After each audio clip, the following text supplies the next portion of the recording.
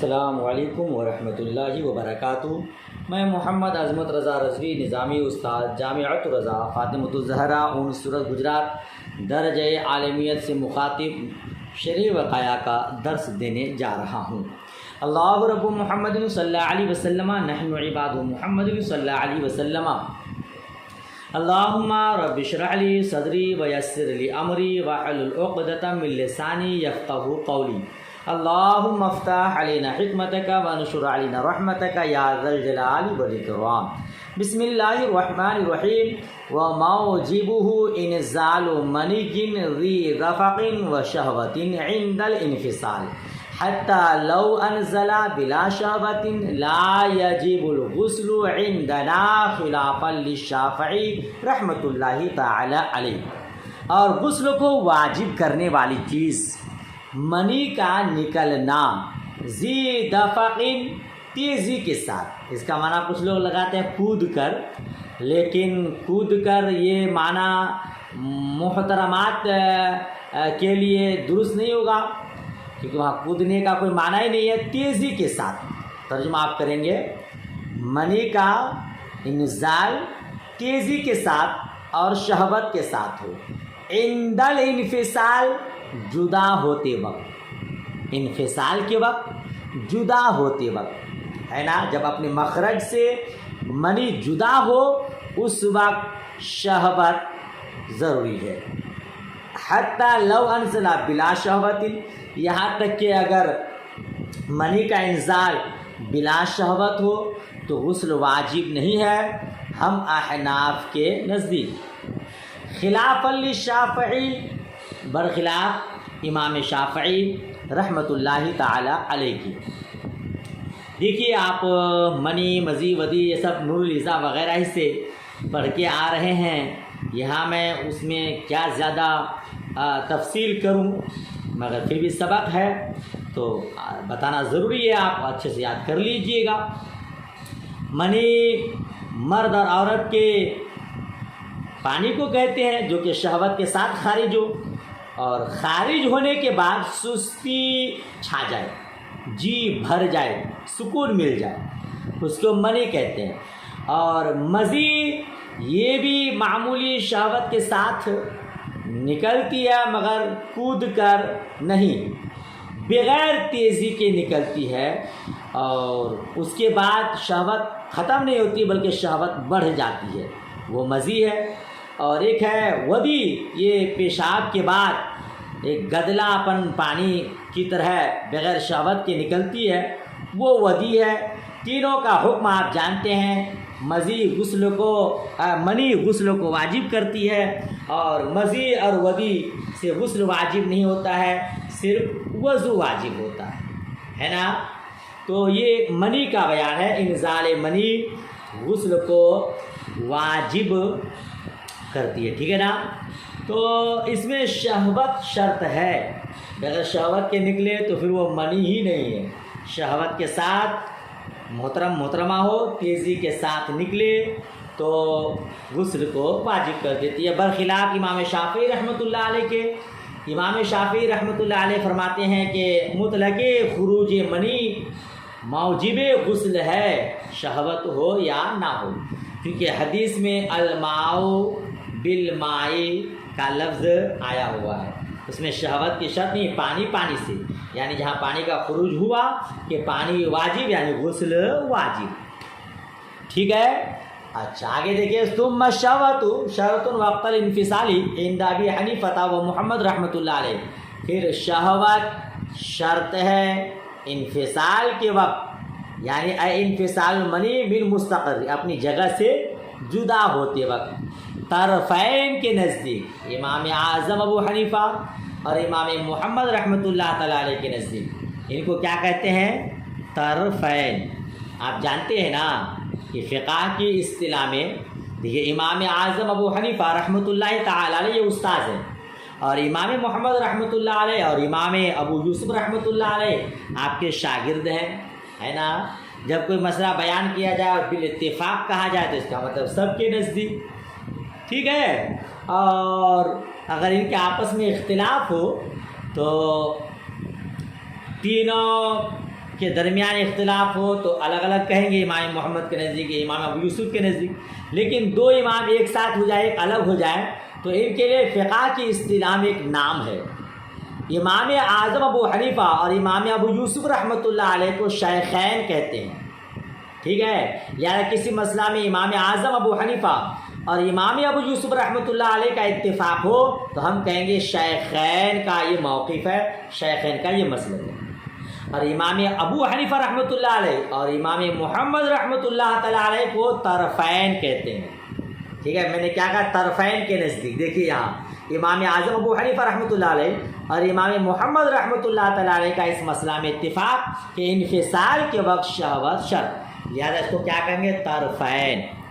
اور کبھی امام ابو یوسف رحمۃ اللہ علیہ اور امام محمد رحمۃ اللہ علیہ کسی مسئلہ میں اتفاق کر جائیں تو ان کو کہیں گے صاحبین، دونوں ساتھی ہیں، امام اعظم ابو حنیفہ کے شاگرد رشید ہیں، ٹھیک ہے نا؟ تو طرفین کے نزدیک شہوت شرط انفصال کے وقت۔ وہ وقت الخروج عند ابی یوسف رحمۃ اللہ علیہ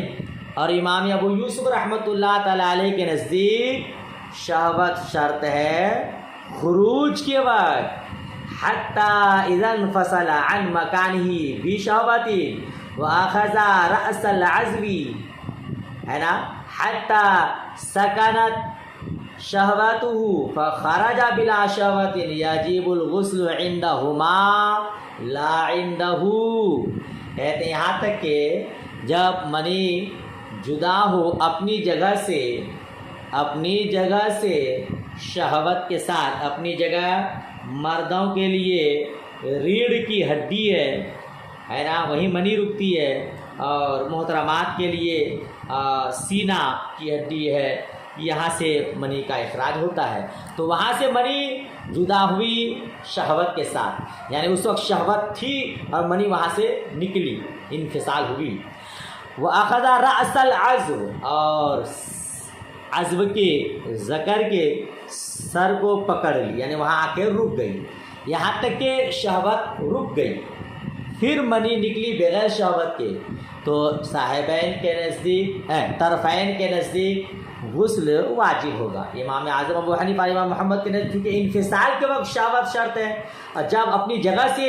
منی جدا ہوئی تھی، شہوت تھی، وہاں عزم میں آ کر کے رک گئی اور بغیر شہوت کے نکلی، یہاں شہوت شرط نہیں ہے، جدا ہوتے وقت شہوت ضروری ہے، تو اس وقت چونکہ شرط پائی گئی، شہوت پائی گئی، اسی لیے غسل واجب ہوگا۔ اور امام ابو یوسف رحمۃ اللہ تعالیٰ علیہ کے نزدیک چونکہ خروج کے وقت ذکر سے باہر آئے اس وقت شہوت شرط ہے، اب یہاں شہوت نہیں پائی جا رہی ہے، لہذا ان کے نزدیک غسل واجب نہیں۔ یہ مسائل آپ بار بار پڑھ چکے ہیں، آگے بڑھیے۔ وَإِنِ اغْتَسَلَ قَبْلَ أَن يَبُولَ ثُمَّ خَرَجَ بَقِيَّةُ الْمَنِيِّ يَجِبُ الْغُسْلُ ثَانِيًا، پھر اگر کوئی غسل کیا پیشاب کرنے سے پہلے، پھر بقیہ منی کا اخراج ہوا، بقیہ منی نکلی، تو دوسری مرتبہ غسل واجب ہے، دوبارہ غسل واجب ہے، عندہما طرفین کے نزدیک، یعنی امام ابو حنیفہ رحمۃ اللہ علیہ، امام محمد رحمۃ اللہ علیہ کے نزدیک، لا عندہ امام ابو یوسف رحمۃ اللہ علیہ کے نزدیک نہیں۔ جی غسل کر لیا، اب پیشاب نہیں کیا، بغیر پیشاب کر کے، اور پھر بعد میں منی نکلی، تو دوبارہ غسل کرنا واجب ہوگا۔ اسی لیے تو غسل کرنے سے پہلے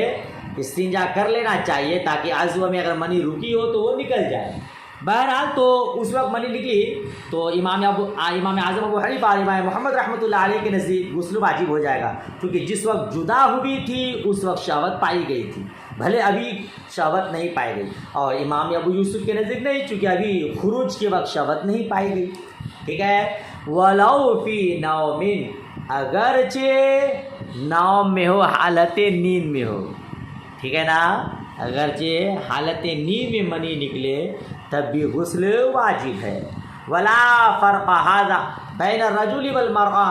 اس مسئلہ میں مرد و عورت کے درمیان کوئی فرق نہیں ہے، محترم ہو چاہے محترمہ ہو، شہوت کے ساتھ منی کا خروج ہو تو غسل واجب ہے، دونوں کے درمیان کوئی فرق نہیں ہے۔ وروی عن محمد فی غیر روایت الاصول، اور امام محمد رحمۃ اللہ تعالیٰ علیہ سے اصول کی روایت کے علاوہ میں ہے، اصول کی روایت کے علاوہ بین السطور نیچے دیکھیے، اے فی روایت النوادر، یعنی نوادر کی روایت میں ہے، کیا ہے؟ اذا تذکرت الاحتلام والانزال والتلذذ ولم تر بللا کان علیہ الغسل، کہتے ہیں کہ امام محمد سے اصول کی روایت کے علاوہ میں نوادر کی روایت میں جب احتلام یاد ہو، انزال یاد ہو، تلذذ یاد ہو، ولم ترا بلالن اور تری نہ دیکھے، اس پر غسل واجب ہے۔ جی سویا تھا، اس کو خواب ہوا، خواب یاد ہے کہ میں نے یہ خواب دیکھا، انزال بھی ہوا یہ یاد ہے کہ انزال ہوا تھا، اور تلذذ مزہ بھی آیا خواب میں یہ بھی یاد ہے، بیدار ہونے کے بعد یہ ساری چیزیں ان کو یاد ہے، لیکن جب بیدار ہوا تو تری نہیں دیکھا، تہبند میں، پاجامہ میں، شلوار میں، بستر میں، پیروں میں، کہیں بھی تری نہیں ہے، تو غسل واجب ہے کہ نہیں؟ تو امام محمد رحمۃ اللہ تعالیٰ علیہ کے یہاں غسل واجب ہے، ٹھیک ہے۔ اور ہمارے یہاں کیا ہے کہ خواب یاد ہے، انسان سب کچھ یاد ہے، لیکن جب بیدار ہوئے تو تری وغیرہ کہیں نہیں ہے تو غسل واجب نہیں، اور خواب وغیرہ کچھ یاد نہیں ہے لیکن بیدار ہوئے تو تری دیکھے تو غسل واجب، گویا کہ منی کا خروج یہ غسل واجب ہے، خالی خواب دیکھنا، خواب میں یہ سب ساری چیزیں کرنا یہ غسل کو واجب نہیں کرتا ہے۔ قال شمس الائمۃ الحلوائی لا یؤخذ بہذہ روایہ، شمس الائمہ حلوائی نے کہا یہ روایت نہیں لی جائے گی، یعنی اس پر عمل نہیں کیا جائے گا، بات ختم ہو گئی، ٹھیک ہے نا۔ مسئلہ کیا ہے؟ سوئے تھے اور بیدار ہوئے، خواب وغیرہ سب یاد ہے لیکن تہبند وغیرہ میں کپڑے میں کوئی اثر باقی نہیں ہے تو غسل واجب نہیں ہے، اور خواب وغیرہ کچھ یاد نہیں ہے اور دیکھے کہ ارے تری ہے تو پھر غسل واجب ہے، بات ختم ہو گئی۔ وغیبت حشفۃ فی قبول او دبر علی الفاعل والمفعول به ورؤیت المستيقظ المنی بالمزی وان لم یحتلم، اور حشفہ کا غائب ہونا قبول میں یا دبر میں فاعل پر اور مفعول به پر غسل کو واجب کرتا ہے۔ جی حشفہ یہ بھی آپ بار بار پڑھ چکے ہیں، یہ جہاں تک ختنہ کیا جاتا ہے اس کے حصہ کو حشفہ کہتے ہیں، جس کو عام طور پر سپاری بھی کہتے ہیں۔ یہ اگر قبول میں یا دبر میں داخل ہو گیا، غائب ہو گیا مطلب اتنا تک داخل ہو گیا، تو فاعل اور مفعول بھی دونوں پر غسل واجب ہے، ٹھیک ہے، دونوں پر غسل واجب ہے۔ آگے کیا فرما رہا ہے؟ رؤیت المستيقظ، نیند سے بیدار ہونے والے کا منی یا مزی کا دیکھنا، وَإِن لَّمْ يَحْتَلِمْ، اگرچہ اس کو خواب نہ ہو، خواب یاد نہیں ہے لیکن بیدار ہوا تو بیدار ہو کر کے دیکھ رہا ہے کہ منی ہے یا مزی ہے، ٹھیک ہے، تو غسل واجب ہے۔ اب منی میں غسل واجب، آپ کو میں پہلے ہی بتایا کہ منی غسل کو واجب کرتا، مزی اور ودی غسل کو واجب نہیں کرتا، لیکن بیدار ہوا اور وہ دیکھ رہا ہے کہ منی ہے یا مزی ہے تو دونوں ہی صورت میں غسل واجب۔ تو منی میں تو سمجھ میں آ رہا ہے کہ وہ غسل کو واجب کرتا ہے، لیکن مزی کیوں؟ تفصیل دیکھیے، کہتے ہیں اما فی المنی فظاہر، منی میں غسل کا واجب ہونا یہ تو ظاہر ہے، وہ اما فی المزی فلاحتمال کون منی کیا رقا بحرارت البدن، کہتے ہیں لیکن مزی میں تو چونکہ احتمال ہے کہ وہ منی ہو، اس کا منی ہونا کیا ہے؟ منی ہونے کا احتمال ہے۔ کیسے؟ رقا بحرارت البدن، ہو سکتا ہے کہ بدن کی حرارت کی وجہ سے پتلی ہو گئی ہو، مزی جو ہوتی ہے وہ پتلی ہوتی ہے، منی تو بھی گاڑھی ہوتی ہے، لیکن کبھی بدن میں زیادہ حرارت ہو جائے تو منی بھی پتلی ہو جاتی ہے۔ اب بیدار ہوا تو اب یہ سمجھ میں آ رہا ہے کہ منی ہے کہ مزی ہے، تو کہتے ہیں غسل واجب ہے، ہو سکتا ہے بدن کی حرارت کی وجہ سے وہ پتلی ہو گئی ہو، لہذا منی کہہ کر کے غسل واجب ہو جائے گا، ٹھیک ہے۔ وہ فی خلاف ابو یوسف رحمۃ اللہ علیہ، امام ابو یوسف رحمۃ اللہ علیہ کے برخلاف امام ابو یوسف رحمۃ اللہ تعالیٰ علیہ کے نزدیک غسل واجب نہیں ہوگا، کیونکہ ان کے یہاں خروج کے وقت شہوت نہیں پائی گئی ہے نا، تو مزی کی صورت میں غسل واجب نہیں ہوگا، بات ختم ہو گئی۔ وہ انقطاع الحیض والنفاس، اور حیض اور نفاس کا منقطع ہونا، جب حیض ختم ہو جائے، نفاس ختم ہو جائے تب بھی غسل واجب ہے، لقولہ تعالی، اللہ تبارک و تعالیٰ اس قول کی وجہ سے، وَلَا تَقْرَبُوهُنَّ حَتَّى يَطَهُّرْنَ، ٹھیک ہے نا، علی قراءۃ تشدید کی قراءت پر، ان کے قریب نہ جاؤ یہاں تک کہ وہ خوب پاک ہو جائیں، لہذا انقطاع کے بعد ختم ہوتے وقت غسل واجب۔ وَلَمَّا كَانَ الْانْقِطَاعُ سَبَبًا لِلْغُسْلِ، اور جب انقطاع غسل کا سبب ہے، فَإِذَا انقطع ثم اسلمت لا يلزمها الاغتسال، تو جب کیا ہوا، خون منقطع ہوا، پھر اسلام لائی، یعنی حالت کفر میں خون ختم ہو گیا، حیض ختم ہو گیا، پھر اسلام لائی تو اس پر غسل واجب نہیں ہے۔ اذ وقت الانقطاع کانت کافرہ وہی غیر معمورۃ بالشرائع عندنا، چونکہ انقطاع کے وقت وہ کافرہ تھی اور وہ شریعت کا معمور نہیں تھی، یعنی شریعت کا حکم اس پر نافذ نہیں تھا، وہ معمور بہا نہیں تھی، تو ہمارے نزدیک غسل واجب نہیں ہے، سمجھ رہے ہیں۔ وہ متى اسلمت لم یوجد سبب، بھائی خون کا منقطع ہونا یہ غسل کو واجب کرتا ہے، غسل واجب ہونے کا سبب ہے، تو جب وہ حالت کفر میں تھی تبھی خون ختم ہو گیا تھا، سبب پایا ہی نہیں گیا تھا، جب سبب نہیں پایا گیا تو مسبب نہیں پایا جائے گا، خون کا انقطاع حالت اسلام میں نہیں پایا گیا، اسی لیے غسل واجب نہیں ہوگا، ٹھیک ہے نا۔ وَمَتَى أَسْلَمَتْ لَمْ يُوجِدِ السَّبَب، اور جب اسلام لائی تو سبب نہیں پایا گیا، وَهُوَ الْانْقِطَاعُ، اور سبب کیا ہے، وہ خون کا منقطع ہونا، بخلاف ما اذا اجنبت الکافرہ، بخلاف ما اذا اجنبت الکافرہ، برخلاف اس کے جب کافرہ جنوبی ہو، ثم اسلمت، پھر اسلام قبول کرے، حیث یجب علیہا غسل الجنابت، اس طور پر کہ اس پر غسل جنابت واجب ہوگا، کیوں، لأن الجنابت امر مستمر، کیونکہ جنابت یہ امر مستمر ہے، دائم ہے، غیر منقطع ہے، فتکون جنوبا بعد الاسلام، تو جنوبی ہوگی، جنوبیہ ہوگی اسلام کے بعد، والانقطاع غیر مستمر، اور انقطاع غیر مستمر ہے، باقی رہنے والی چیز نہیں ہے، فافترقا، تو دونوں کے درمیان فرق ہو گیا، کیا مطلب، سنیے گا، اگر جنابت غسل کا موجب بنتا ہے، جنابت کی وجہ سے غسل واجب ہے، تو جب تک وہ غسل نہیں کر لیتی جنابت باقی،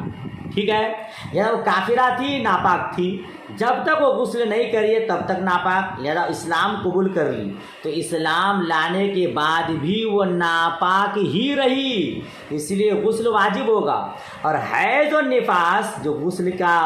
سبب انقطاع دم ہے کہ خون کا منقطع ہونا، یہ باقی رہنے والی چیز نہیں ہے، لہٰذا وہ حالت کفر میں تھی اور خون ختم ہو گیا تھا، تو جب اسلام لائی تو اس کا خون کا ختم ہونا باقی نہیں رہا، اسی لیے اسلام لانے کے بعد غسل واجب نہیں،